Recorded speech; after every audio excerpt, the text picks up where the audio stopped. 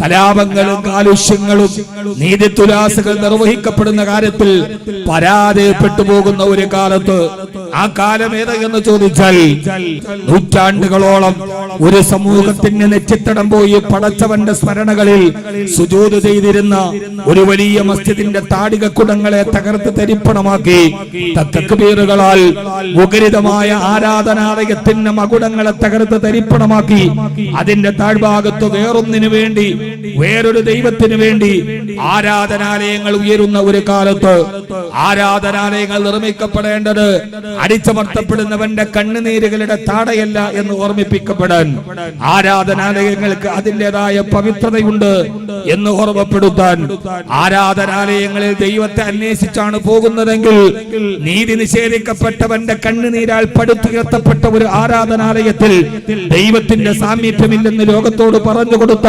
പ്രവാചകൻ നബി മുഹമ്മദ് മുസ്തഫ സല്ലല്ലാഹു അലൈഹി വസല്ലമ ആ ഒരു ദുഃഖഭാരത്താൽ ഒരു സമൂഹം തലതാഴ്ത്തി കരയുമ്പോ നാം കേൾക്കുന്നത്, ആരുടെ നാട്ടിലാണോ നീതി നിഷേധിക്കപ്പെട്ടത് ആ നാടിന്റെ ഭരണാധികാരിയെ സ്നേഹാദരങ്ങളോടെ വിളിച്ചു വരുത്തി മുസ്ലിം സമൂഹത്തിന്റെ ഭൂരിപക്ഷം മുസ്ലിം സമൂഹം ഭരിക്കുന്ന ഒരു രാജ്യത്ത് അബുദാബിയിൽ ജോലി തേടി അന്നം തേടി വന്ന തന്റെ സഹോദര സമുദായങ്ങൾക്ക് ദൈവത്തിന് വേണ്ടി ആരാധനകൾ അർപ്പിക്കാൻ സർവ മനസ്സോടെ സർവസ്നേഹത്തോടെ ഒരു ആരാധനാലയ ക്ഷേത്രം പണിത് കൊടുത്ത അബുദാബിയുടെ ഭരണാധികാരിയുടെ വിശാല മനസ്കതയെ ലോകം ചർച്ച ചെയ്യുന്ന ഒരു പരിസ്ഥിതിയിലാണ് ഞാൻ നീതിയെ കുറിച്ച് സംസാരിക്കുന്നത്.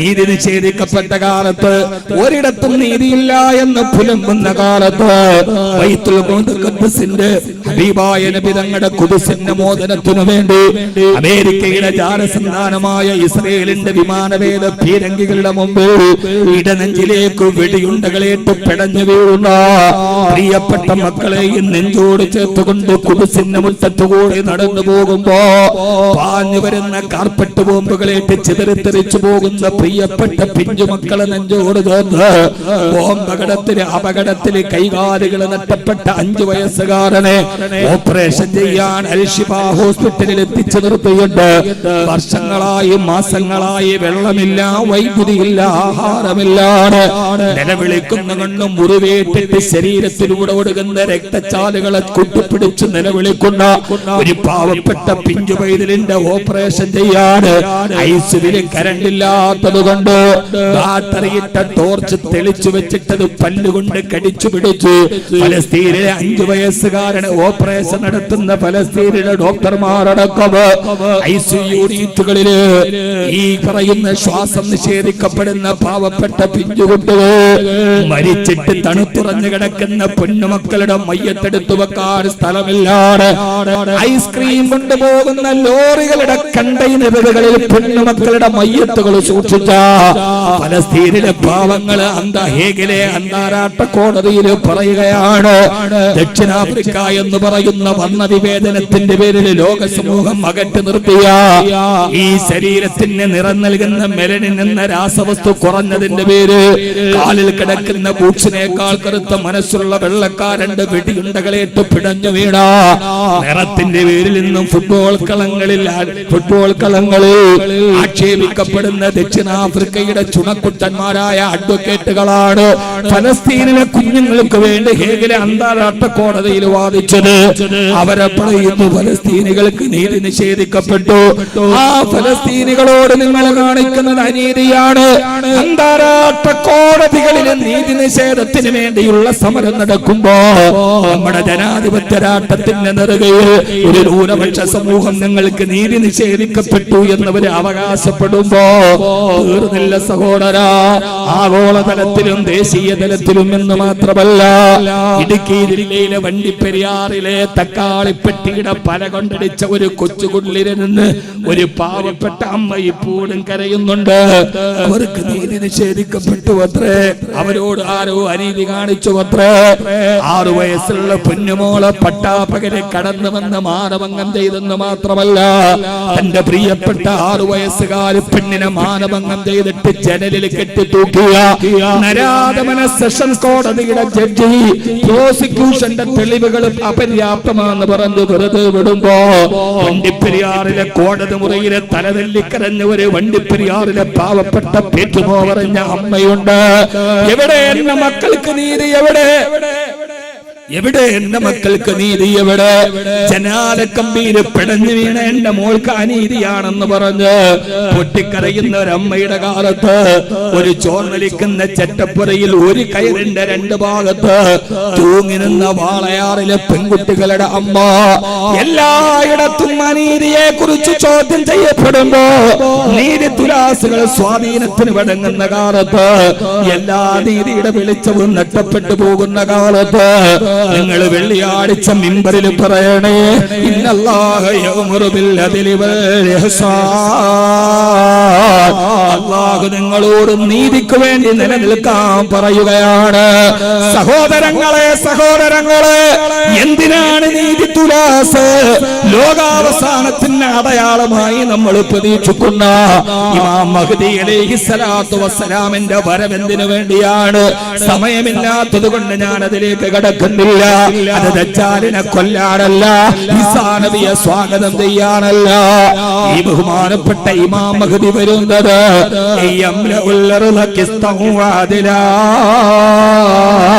ഈ ലോകത്ത് നീതി നടപ്പാനാണ് ഇമാം മഹ്ദി വരിക. മഹ്ദി വരുന്നത് പോലും ഈ അനീതിയുടെ കാലത്താണ്. അതുകൊണ്ട് മഹ്ദി വരാറായി. നീതി നഷ്ടപ്പെടുന്ന ഒരു കാലത്ത് നന്നായിട്ട് മനസ്സിലായിക്കോളി. ഈ കാലത്ത് നമ്മൾ വാചാലമാകേണ്ട ഒരു വിഷയം അനീതി തുലാസുകൾ. നീതി തുലാസുകൾ തകർക്കപ്പെടുന്നു. നീതിദേവത കണ്ണടയ്ക്കുന്നു. അനീതിയുടെ വക്താക്കളെല്ലാം നിലവിളിക്കുന്നു. എന്നാണ് നീതി തെളിയുക? നീതിയുടെ പുനരുദ്ധാരണം വരുമ്പോൾ മഹാനായ ഇമാമുന മഹ്ദി അലൈഹിസ്സലാത്തു വസ്സലാം ഇമാം മഹ്ദി വരുന്ന ഒരു കാലമുണ്ട്. ഇമാം മഹ്ദി വരുന്നത് എന്തിനാ? സഹോദരങ്ങളെ, ലോകാവസാനത്തിന്റെ വലിയൊരു അടയാളത്തെ കുറിച്ച് പറയുമ്പോ അല്ലാഹുവിന്റെ റസൂല് പറഞ്ഞ ഇമാം മഹ്ദി വരുന്നതിന്റെ ആഗമനത്തിന്റെ ലക്ഷ്യമേതെന്നറിയോ?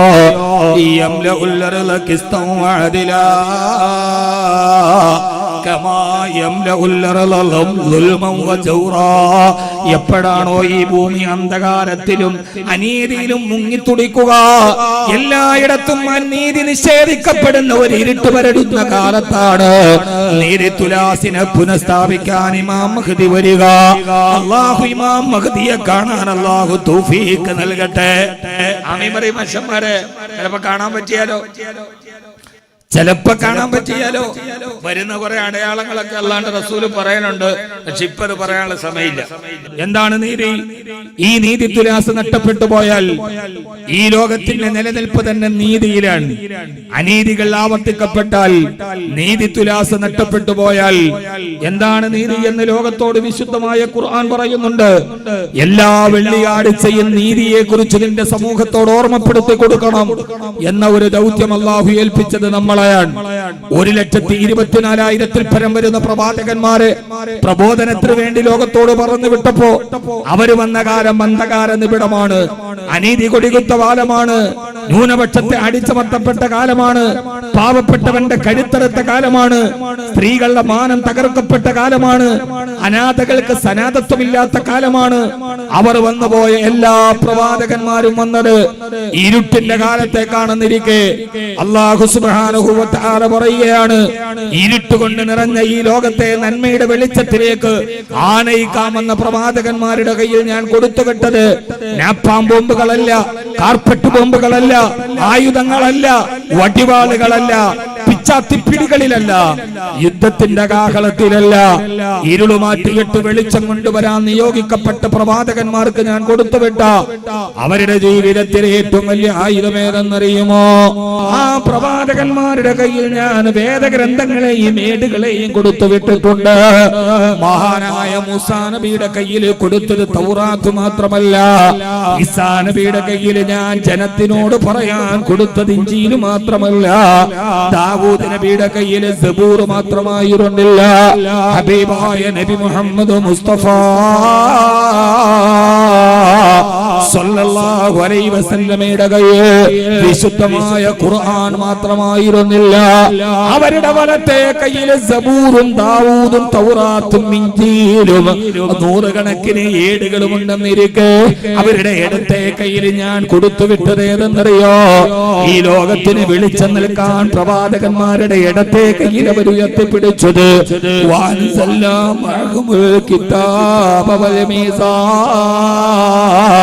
അവരുടെ ഇടത്തെ കയ്യിൽ ഞാൻ നീതി തുലാസിനെയാണ് കൊടുത്തുവിട്ടത്. എല്ലാ പ്രവാചകന്മാരും ഈ ലോകത്തേക്ക് വന്നത് അനീതി നിർത്തലാക്കാനാണ്, നീതിയെ ലോകത്ത് നിലനിർത്താൻ വേണ്ടിയാണ്. ഇതെല്ലാം പറഞ്ഞിട്ട് രണ്ടാമത്തെ ഖുത്ബ അവസാനിക്കുമ്പോ ലോകത്തുള്ള വിശ്വാസികളോട് നിങ്ങൾ വിശുദ്ധ ഖുർആനിൽ ഒരു ആയത്ത് ഓതിയിട്ട് രണ്ടാമത്തെ ഖുത്ബ അവസാനിപ്പിക്കാവൂ. ഏതാണ് ആയത്തെന്നറിയോ? നീതി തുലാസിന്റെ ആയത്ത്, നീതിയുടെ നിഷ്ഠതയുടെ ആയത്ത്. ഇന്നല്ലാഹ യഅ്മുറു ബിൽ അദ്ലി വൽ ഇഹ്സാൻ വഇതാഇ ദിൽ ഖുർബാ വയൻഹാ അനിൽ ഫഹ്ശാഇ വൽ മുൻകർ വൽ ബഗി യഇദുകും ലഅല്ലകും തദക്കറൂൻ. വിശുദ്ധമായ ഖുർആനിലൂടെ അല്ലാഹു മാനവലോകത്തോട് 3 കാര്യങ്ങളെ കൽപ്പിക്കുന്നുണ്ട്, 3 കാര്യങ്ങളെ നിരോധിക്കുന്നുണ്ട്. എന്താണ് ഇസ്ലാം എന്ന് ചോദിച്ചാൽ അതിന്റെ ഒരൊറ്റ മറുപടി ഈ 3 കൽപ്പനകളും 3 നിരോധനങ്ങളുമാണ്. മാനവ സമൂഹമേ, മുസ്ലിം സമൂഹമേ, ഇന്നല്ലാഹ യഅ്മുറു, നിങ്ങളുടെ രക്ഷിതാവായ റബ്ബ് നിങ്ങളോട് കൽപ്പിക്കുകയാണ് 3 കാര്യങ്ങള്. അതിലൊന്നാമത്തേത് ഏതെന്നറിയോ? സ്വർഗ്ഗത്തെ കുറിച്ചല്ല, നരകത്തെ കുറിച്ചല്ല, മഹ്ശറിനെ കുറിച്ചല്ല, സിറാത്ത് കിടക്കുന്നതിന്റെ വേവലാതിയല്ല. മുസ്ലിമാണ്. ഒന്നാമത്തെ കൽപ്പന ബിൽ അദ്ലി, ജീവിതത്തിൽ നീതി പുലർത്തണേ. അനീതിയോട് രാജിയാവരുത്. ഒരാളോട് നിങ്ങൾ അനീതി പ്രഖ്യാപിക്കരുത്. ലോകത്തോട് ഉറക്കെ പറയുക, നിഷേധിക്കപ്പെട്ട നീതിയുടെ പേരിൽ തകർക്കപ്പെട്ട താടികക്കുലങ്ങളുടെ താഴെ തലകുനിച്ചു നിന്ന് കണ്ണീരുകൾ കവിൾത്തടത്തിലൂടെ തടം തല്ലി ആത്തൊടുകുമ്പോഴും ബാബരി മസ്ജിദിന്റെ മിനാരങ്ങൾ നമ്മെ വല്ലാതെ സങ്കടപ്പെടുത്തുമ്പോഴും സഹോദരങ്ങളെ, മുസ്ലിം ലോകമേ, നിങ്ങൾ ഉറക്കെ പറയാ, ഞങ്ങളുടെ മസ്ജിദ് തകർക്കപ്പെട്ടാലും അവിടെ പ്രാണപ്രതിഷ്ഠ നടത്തിയാലും അതൊരു സമൂഹത്തോട് അനീതി ചെയ്യാൻ ഞങ്ങൾക്ക് കാരണമല്ല. ഒരിക്കലും അനീതി ചെയ്യരുതേ. നിങ്ങൾക്ക് നീതി നിഷേധിക്കപ്പെട്ടു എന്നതിന്റെ പേര് അത് മറ്റൊരാളോട് അനീതി ചെയ്യാനുള്ള കാരണമല്ല. വലായ ചിരിമന്നക്കും ശനആനു ഖൗമിന് അലാ അല്ലാ തഅദിലു ഇഅദിലു വഅഖറബു ലിത്തഖ്വാ. എന്റെ ജനാധിപത്യ രാഷ്ട്രത്തിന്റെ ഉത്തമമായ പൗരബോധ ജനാധിപത്യ ബോധമുള്ളവരോട് ഓർമ്മിപ്പിക്കട്ടെ, പടച്ചവന് പറഞ്ഞതെന്തെന്നറിയോ? പടച്ചറബ് പറഞ്ഞതെന്തെന്നറിയോ? വലായ ചിരിമന്നക്കും ശനആനു ഖൗമിന്, ഏതെങ്കിലും ഒരു ജനതയോടോ ഒരു മതവിഭാഗത്തോടോ നിങ്ങൾക്ക് ഏതെങ്കിലും കാര്യത്തിലൊരു അസംതൃപ്തി ഉണ്ടെങ്കിൽ ആ അസംതൃപ്തിയുടെ പേരിൽ ആ സമൂഹത്തോട് നിങ്ങൾ അനീതി കാണിക്കരുത്. അവരോടാണ് നീ നീതി കാണിക്കേണ്ടത്. അവരെയാണ് കൂടുതൽ സ്നേഹിക്കേണ്ടത്. അവരെയാണ് കൂടുതൽ അടുപ്പിച്ചു നിർത്തേണ്ടത്. അവരോടാണ് ഇസ്ലാമിന്റെ സൗന്ദര്യത്തെ പറയേണ്ടത്. ആരോടെങ്കിലും നിങ്ങൾക്ക് ഏതെങ്കിലും ഒരു വൈരാഗ്യമുണ്ടെങ്കിൽ അവരോട് നിങ്ങൾ അനീതി കാണിക്കരുത്. ഏതിലോ അവരോട് നിങ്ങൾ നീതി കാണിക്കുക. ആരാണോ നിങ്ങളെ ദ്രോഹിച്ചത് അവനോട് നീതി കാണിക്കലാണ്. ഒരൽപ്പം കൂടി കടന്നിട്ട് ഖുർആൻ പറയുകയാണ്, തഖ്വയോട് ഏറ്റവും അടുത്ത് നിൽക്കുന്നത് നിങ്ങളെ ദ്രോഹിച്ചവർക്ക് നീതി കൊടുക്കലാണ്. നിങ്ങൾക്ക് തഖ്വയുണ്ട് എന്നതിന്റെ അടയാളം നെറ്റിത്തടത്തിലെ തഴമ്പ് മാത്രമല്ല, നിങ്ങളെ ദ്രോഹിച്ചവർക്ക് നീതി കൊടുക്കലാണെന്ന് അല്ലാഹുവിന്റെ വിശുദ്ധ ഖുർആൻ. ഏറ്റവും പ്രധാനപ്പെട്ട കാര്യം, 3 കാര്യങ്ങളെ അല്ലാഹു നമ്മളോട് ഓർമ്മിപ്പിക്കുകയാണ്. അതിലൊന്നാമത്തേത് നീതിയാണ്. 3 കാര്യങ്ങൾ അല്ലാഹു നിരോധിക്കുകയാണ്. ഇതാണ് ഇസ്ലാം. ഇതെല്ലാ വെള്ളിയാഴ്ചയും 2ാമത്തെ ഖുത്ബയിൽ നിങ്ങൾ പറയണം ലോകത്തോട്. എത്ര മനോഹരമാണ് ഇസ്ലാം. എത്ര മനോഹരമാണ് ഇസ്ലാം. എന്റെ പ്രിയപ്പെട്ട സഹോദരങ്ങളോട് ഇപ്പൊ എന്നെ നിങ്ങൾ തെറ്റിദ്ധരിക്കണ്ട, പാവപ്പെട്ട തങ്ങളെ തെറ്റിദ്ധരിച്ച മാതിരി. എന്റെ പൊന്നു സഹോദരങ്ങളെ, താടികക്കുടങ്ങൾ തകർക്കപ്പെട്ടത് കൊണ്ടോ പള്ളികൾ ക്ഷേത്രങ്ങളായതുകൊണ്ടോ ഇന്ത്യ എന്ന ഈ മനോഹരമായ രാജ്യത്തിന്റെ വെളിച്ചം അത്രമേൽ കെട്ടുപോകും എന്ന് നിങ്ങൾ ആരും കരുതരുത്. ഈ രാജ്യം അത്ര പെട്ടെന്ന് തലകുനിക്കുന്ന ഒരു രാജ്യമല്ല. ഇതിന്റെ ഒരു മതേതര ജനാധിപത്യ ബോധ്യത്തിന്റെ അടിത്തറയുടെ കൽത്തൂണുകൾ അത്ര പെട്ടെന്നൊന്നും ചതലരിക്കപ്പെടില്ല. സമൂഹത്തെ സംബന്ധിച്ചിടത്തോളം ഇതിന്റെ തുടക്കകാലം മുതലേ അടിച്ചമർത്തപ്പെടലിന്റെയും ആക്രോശത്തിന്റെയും ത്തിന്റെയും നടുവിലൂടെയാണ് ഈ സമുദായം കടന്നു വന്നിട്ടുള്ളത്. ഇത് കർബലയിൽ കരഞ്ഞ സമുദായമാണ്. ഹർ കർബല കെ ബാദ് ഇസ്ലാം സിന്ദാ ഹോഗാ. ഓരോ കർബലയ്ക്ക് ശേഷവും ഇത് ഉയർത്തെഴുന്നേറ്റ ഒരു സമൂഹമാണ്. അതുകൊണ്ട് തന്നെ കരയാനും തലകുനിക്കാനും വിധിക്കപ്പെട്ടവര് മാത്രമല്ല, പ്രതീക്ഷയോടെ ഭാവിയെ കാത്തു നിൽക്കാനും നമുക്ക് കഴിയേണ്ടതുണ്ട്. ഇന്ത്യ രാജ്യത്തിന്റെ വിഭജന കാലഘട്ടത്തില് നവകാലിയിലെ അഭയാർത്ഥി ക്യാമ്പിൽ അർദ്ധനഗ്നനായ ഫക്കീർ മോഹൻദാസ് കരംചന്ദ് ഗാന്ധി നിരാഹാരമിരുന്നത് ഈ ഡൽഹിയുടെ തെരുവോരങ്ങളിലൂടെ ഒഴുകിയ പാവപ്പെട്ട ഒരു സമുദായത്തിന്റെ രക്തത്തിന്റെ ചാലുകൾ കണ്ടിട്ടാണ്, അവരുടെ പുടുവരിച്ച മൃതദേഹങ്ങൾ കണ്ടിട്ടാണ്. ഇന്ത്യയുടെ തെരുവോരങ്ങളിൽ ഈ സമുദായത്തിന്റെ മൃതദേഹങ്ങളെ പുഴുവരിച്ച കാലമുണ്ടായിട്ടുണ്ട്. ഡൽഹിയുടെ ഓടകളിലൂടെ ഈ സമുദായത്തിന്റെ രക്തമൊഴുകിയ ഒരു കാലം കടന്നു പോയിട്ടുണ്ട്. അതിനെയെല്ലാം അതിജീവിച്ചിട്ടാണ് ഇന്ത്യ എന്ന ജനാധിപത്യരാഷ്ട്രം ഇത്രമേൽ മനോഹരമായിട്ട് ഇപ്പോഴും ചിരിച്ചുകൊണ്ട് നിൽക്കുക. അതുകൊണ്ട് അസ്വസ്ഥരാവാതെ വൈകാരിക വിക്ഷുബ്ധതകൾക്ക് നമ്മുടെ ചിന്തകളെ അടിമപ്പെടാതെ വിവേകത്തോടുകൂടി ചിന്തിക്കാൻ കഴിയുന്ന ഒരു ദീർഘദൃഷ്ടി നമുക്കുണ്ടാവണം എന്ന് ഞാൻ ഓർമ്മിപ്പിക്കുകയാണ്. അതുകൊണ്ടാണ് അള്ളാഹു പറഞ്ഞത്, ആരോടെങ്കിലും ഒരു വെറുപ്പുണ്ടെങ്കിൽ അവരോട് നിങ്ങൾ അനീതി കാണിക്കരുത്, അവരോടാണ് നിങ്ങൾ നീതി കാണിക്കേണ്ടത്. ഞാൻ പറഞ്ഞ മനസ്സിലാവുന്നുണ്ടോ? ഞാൻ പറഞ്ഞ തെറ്റാണെങ്കിൽ തിരുത്താം. എന്നേക്കാൾ വിവരമുള്ളവരാണ് ഇവിടെ ഇരിക്കുന്ന ആളുകൾ. എന്നെ പുറകെ ഇരിക്കുന്നവരെല്ലാം കൗമുല്ലായ യഷ്കാ ജലീസുഹു, അവരുടെ കൂടെ ഇരുന്നാൽ തന്നെ പറക്കത്തുള്ള ആളുകളാണ്. ഹദീസിൽ പറഞ്ഞ മാതിരി. അതുകൊണ്ട് വൈകാരിക വിക്ഷുബ്ധതകളുടെ ഒരു പ്രകടന പരതയിലേക്ക് നമ്മുടെ ക്ഷുഭിത യൗവനത്തിന് നമ്മൾ ആഹാരം എറിഞ്ഞു കൊടുക്കരുത്, അപകടം ചെയ്യും. അള്ളാഹു നമുക്ക് ബോധം തരാം. ആമീൻ പറയും മനുഷ്യന്മാരെ, അള്ളാഹു നമുക്ക് ബോധം തരട്ടെ. അതുകൊണ്ട് ഏറ്റവും പ്രധാനപ്പെട്ടത്, ഒരാളോട് ദേഷ്യമുണ്ടെങ്കിൽ അയാളോട് നിങ്ങൾ അയാളോട് അനീതി കാണിക്കരുത്. അത് രാജ്യത്തിന് മാത്രമല്ല, സമൂഹത്തിന് കാണിക്കരുത്, വീട്ടില് കാണിക്കരുത്. മരുമകളോട് ദേഷ്യമുണ്ടെങ്കിൽ അത് അവളോട് അനീതി കാണിക്കാനുള്ള കാരണമല്ല.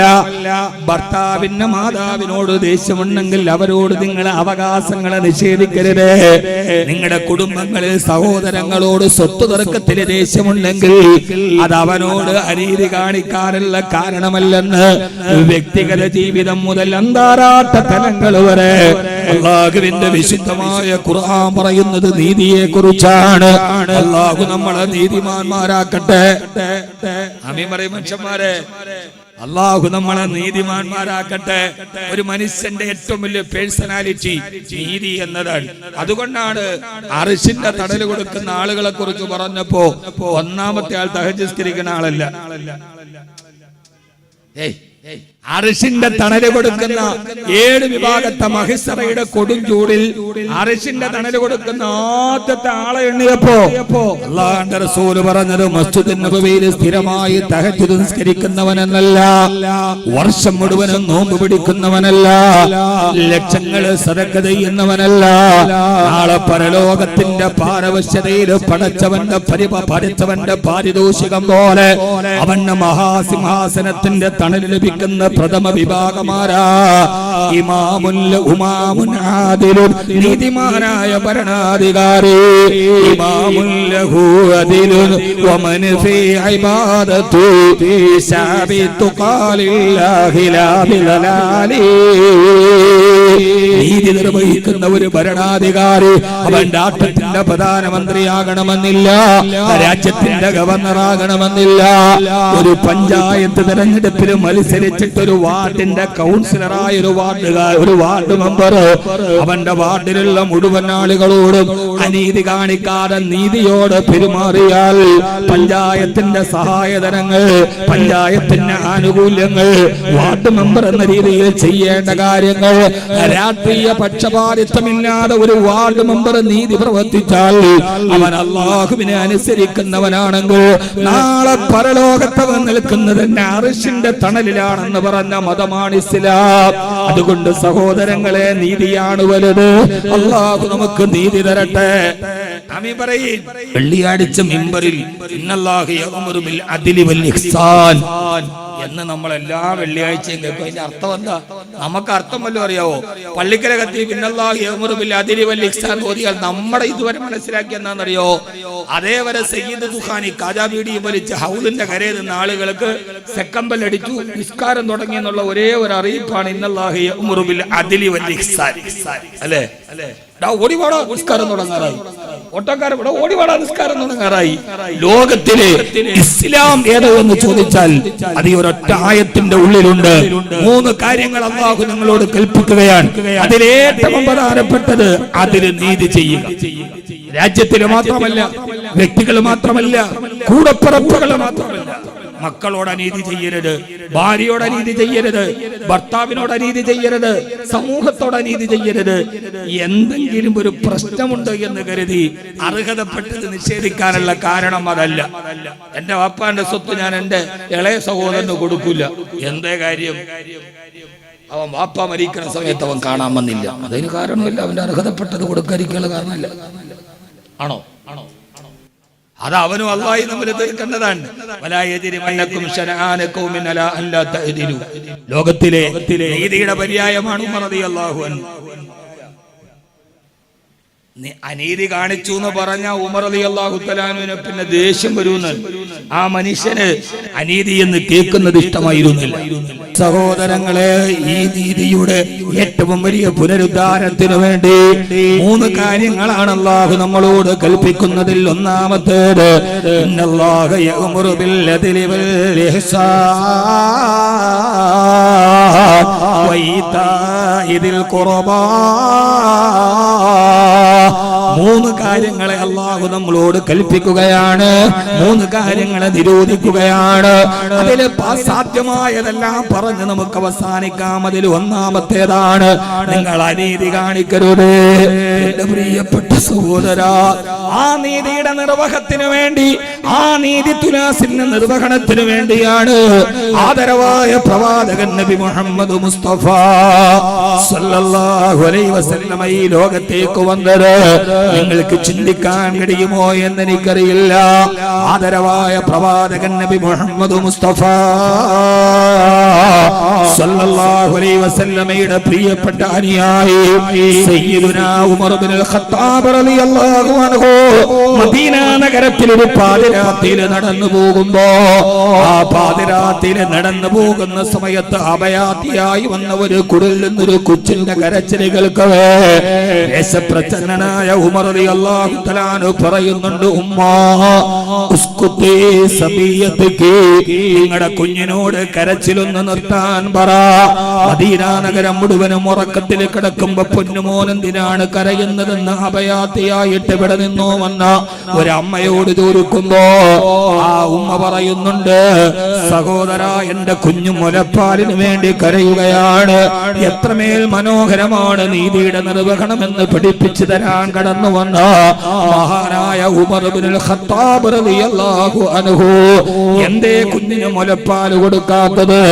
ഭരണാധികാരിയായ ഉമറിന്റെ ഓർഡിനൻസ് ഇറങ്ങിയിട്ടുണ്ട്, മുലപ്പാൽ കുടി മാറിയ കുട്ടികൾക്ക് റേഷൻ അരി കൊടുക്കൂ എന്ന്.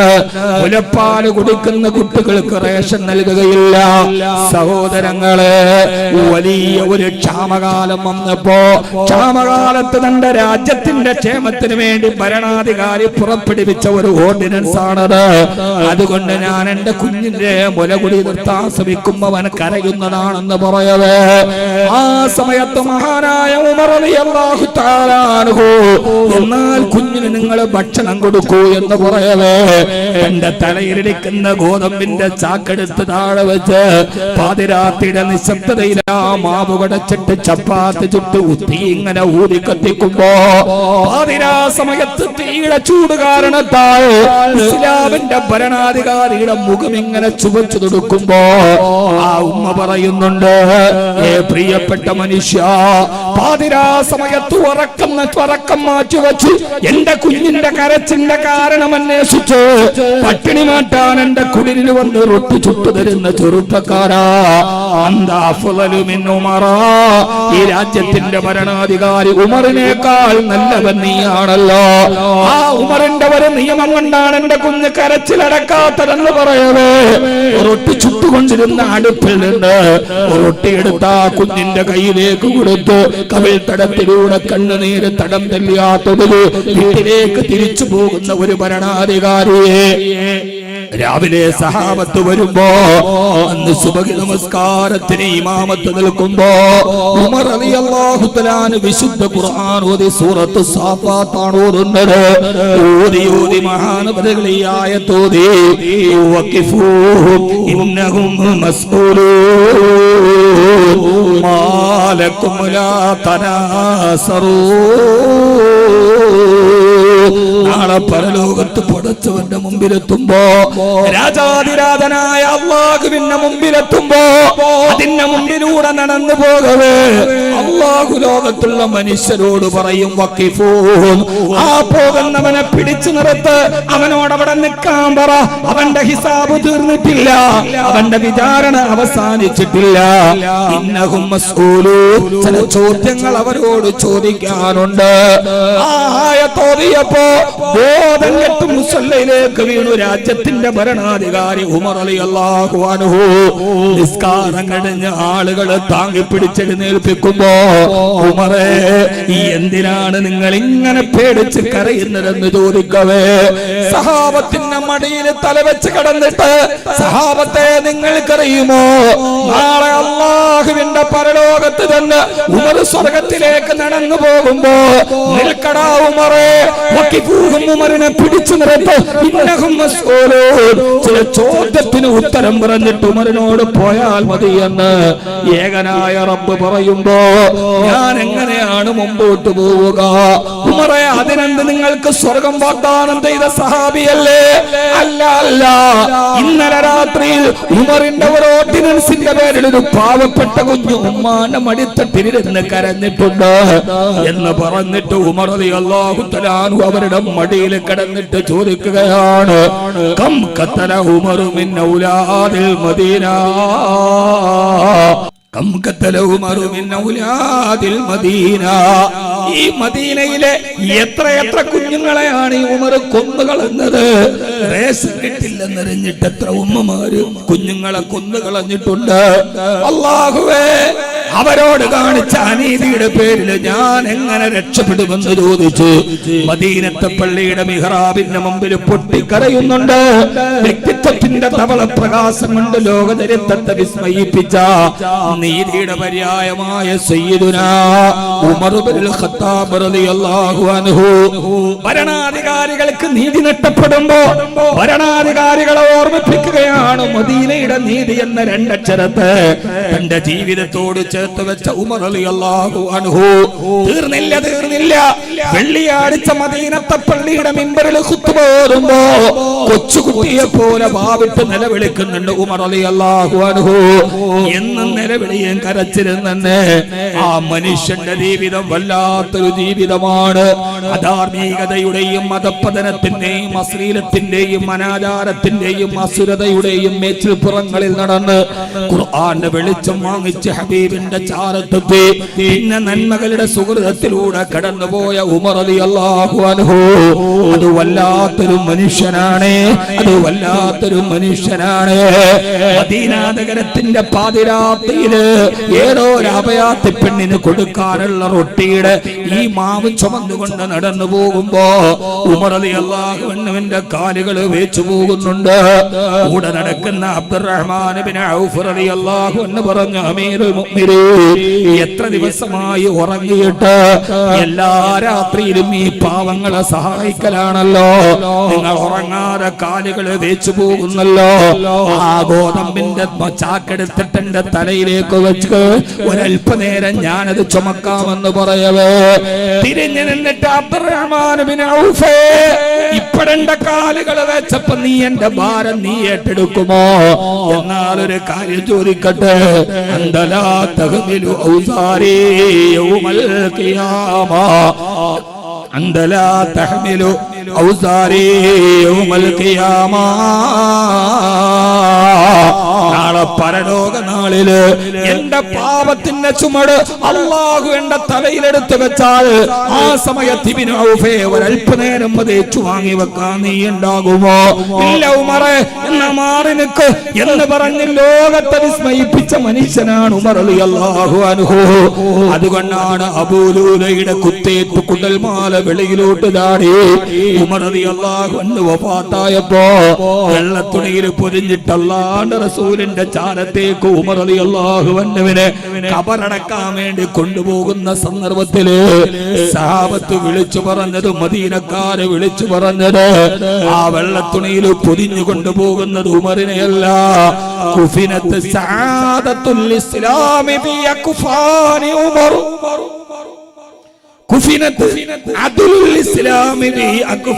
ഉമർ, ആ വെള്ളത്തുണിയിൽ പൊതിഞ്ഞു കൊണ്ടുപോയി കബറടക്കുന്നത് ഇസ്ലാമിന്റെ നീതിയാണ്. അത് ഉമറല്ല, അത് ഇസ്ലാമിന്റെ നീതിയാണ്.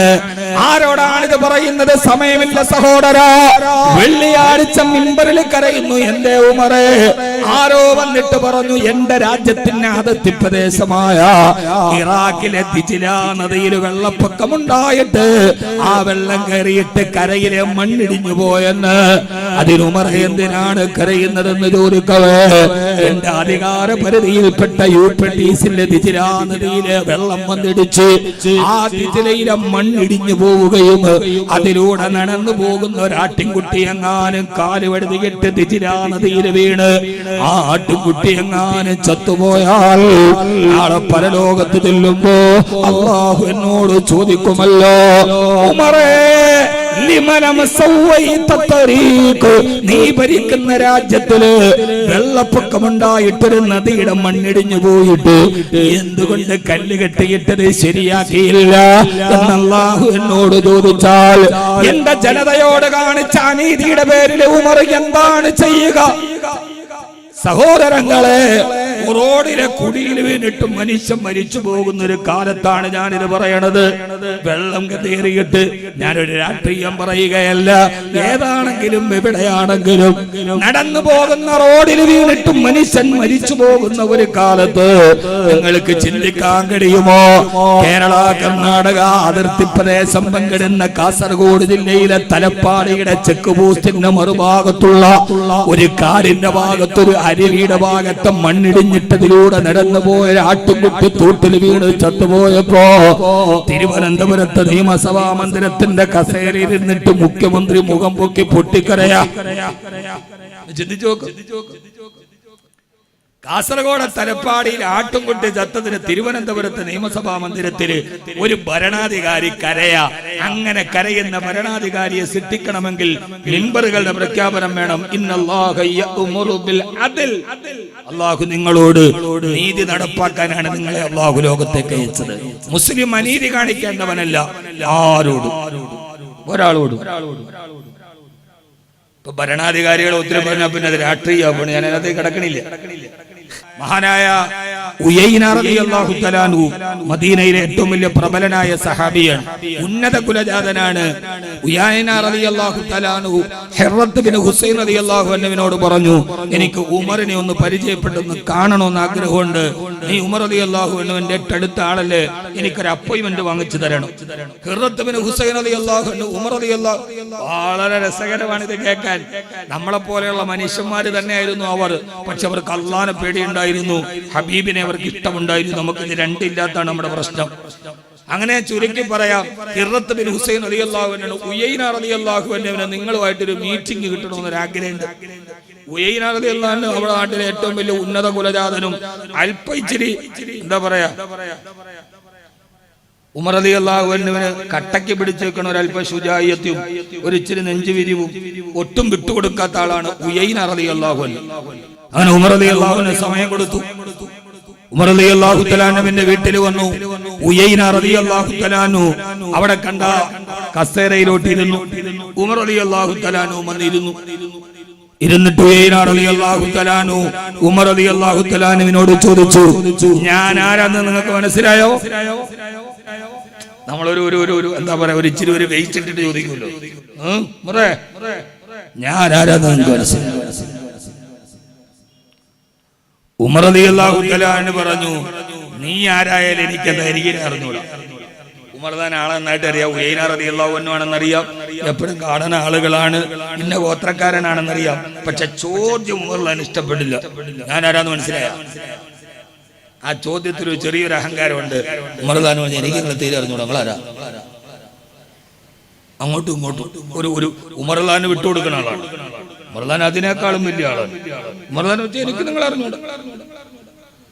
ചില ആളുകളുണ്ട് ഇങ്ങനെ നമ്മൾ എവിടെയെങ്കിലും വെച്ച് കാണുമ്പോൾ ഒന്നുകിൽ റെയിൽവേ സ്റ്റേഷനിൽ അല്ലെങ്കിൽ കല്യാണ സദസ്സായിരിക്കും, നിക്കാഹ് കഴിഞ്ഞ് ഞാൻ പലപ്പോഴും കുടിക്കുന്നുണ്ട്, ഓടി വന്നിട്ട് ഉസ്താൻ എന്നെ മനസ്സിലായ അയാളെ മുഖത്തോട്ട് മനസ്സിലായില്ല എന്ന് പറഞ്ഞ ആ മനുഷ്യൻ ചിലപ്പോൾ വലിയ പരിചയത്തിൽ വരെയായിരിക്കും, അദ്ദേഹത്തോട് മനസ്സിലായില്ല എന്ന് പറഞ്ഞാൽ ആകെ കൊടുന്നു.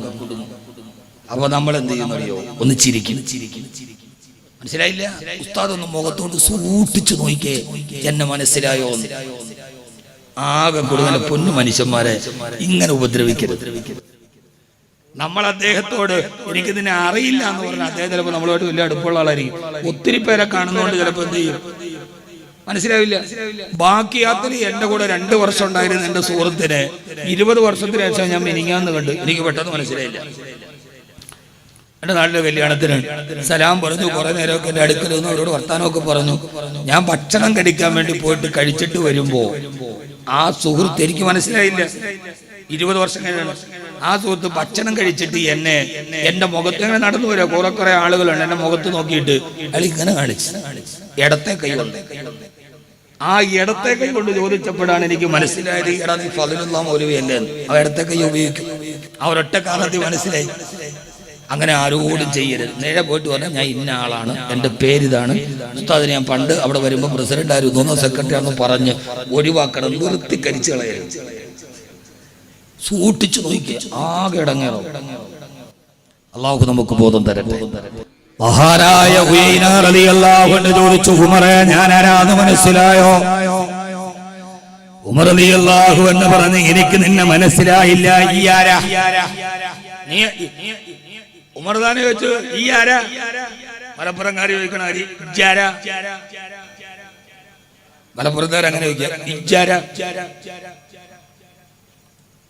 എനിക്ക് നീയും നിനക്ക് ഞാൻ. നമ്മൾ നേരെ ചുവ പറഞ്ഞ 12 അക്ഷരമുണ്ട്. മലപ്പുറത്തോട്ട് പോയിട്ട് അവർ ചോദിച്ചാൽ 4 അക്ഷരമാണ്, ജിച്ചു ചിജു.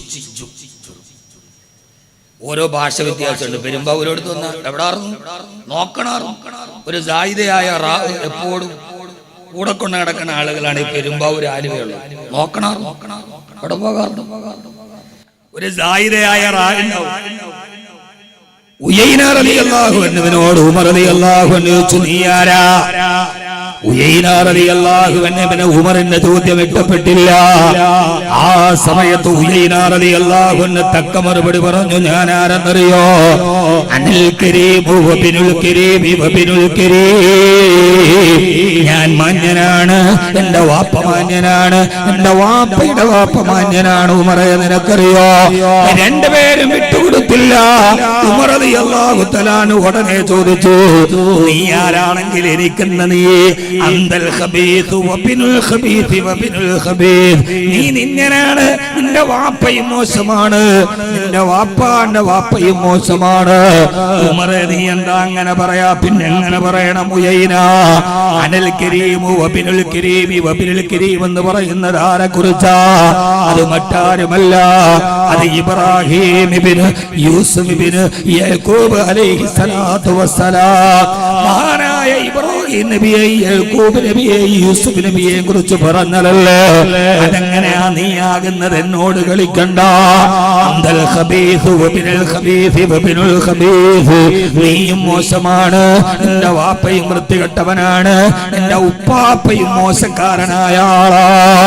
അതേവരെ കേട്ട് നിന്ന ഉയൈന റളിയല്ലാഹു അൻഹുവിനെ പിടിച്ചു നിന്നില്ല.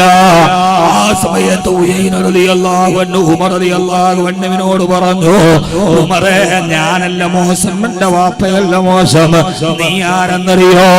എല്ലാരും നിന്നെ പുകഴ്ത്തുന്നുണ്ടാവാം, പക്ഷേ അന്തലാ തഅദിലു ഫിൽ ഖളായ, നിന്റെ ഭരണത്തിൽ നീതിയില്ല ഉമറേ, നീ അനീതിക്കാരനാണ്, നീ ആളുകൾക്ക് നീതി നിഷേധിക്കുന്നവനാണ്, നിന്റെ ഭരണത്തിന്റെ കീഴിൽ നീതിയില്ല ഉമറേ. അതേവരെ നീതിയുടെ പര്യായമെന്ന് ലോകചരിത്രം പരിചയപ്പെടുത്തിയ ഉമർ റളിയല്ലാഹു അൻഹുവിന്റെ മുഖത്ത് നോക്കിയിട്ട് ഒരാള് അനീതി കാണിക്കുന്നെന്ന് പറഞ്ഞപ്പോ ഉമർ റളിയല്ലാഹു അൻഹുവിനെ പിടിച്ചു നിൽക്കാൻ കഴിഞ്ഞില്ല.